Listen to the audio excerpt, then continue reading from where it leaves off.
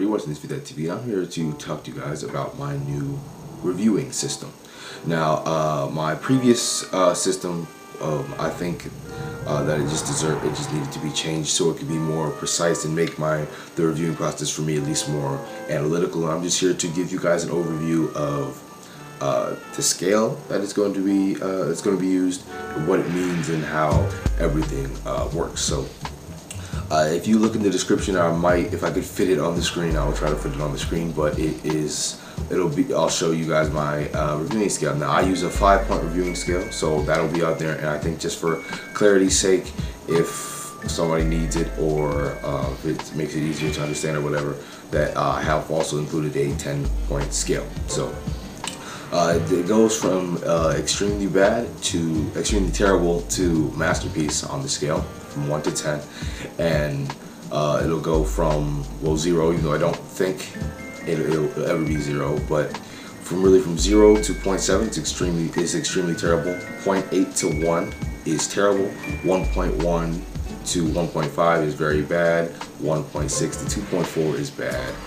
2.5 is average. 2.6 to 3.2 is above average. 3.3 to 3.7 is good. 3.8 to 4.2 is very good. 4.3 to 4.7 is great, and 4.8 to 5 is a masterpiece. Now, the reason for this system the way it is, a lot of people refuse to give out 10s because they believe that 10 means perfect. Now, I am not one of those people.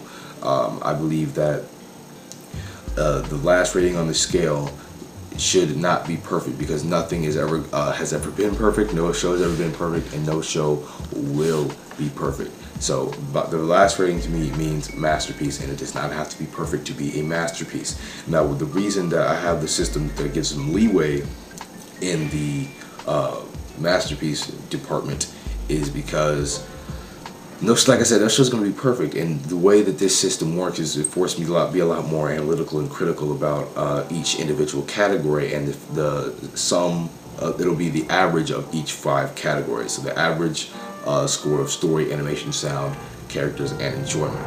Now, there also increases the leeway of shows, and a little bit is the rounding system I'm going to employ in this scale. Is that if it comes in, the average comes to the second decimal place, it will be rounded up if it is above 5 and 5 or above, and if it's 4 or below, it will just be rounded down. Keep things more everything consistent and uniform there. So, for example, if the score is 2.15, it'll be rounded up to 2.2, and if it's a 2.14, it'll just rounded down to 2.1.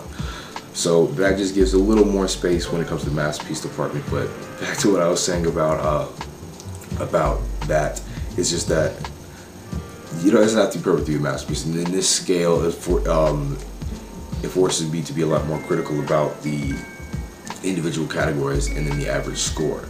So, of course, unless the only way something will get a 5 out of 5 is if I think that is like pretty much perfect in the execution of that category, and that might not ever happen. So yeah, that's just why I'm doing this scale. I'm definitely open to suggestions and feedback on this scale. I would actually appreciate it if you guys left that in the comment section down below. I will leave a full list of the scale, as well as like the rounding and stuff like that, in the description below. And if this scale is ever updated or changed, it will be in the description below. Now, this will not affect any of my previous reviews. Those will stay the same. I will not be re-reviewing shows to implement this new system. This will just be for every review following this video. But let me know what you guys think in the comment section down below, and I will talk to you guys later.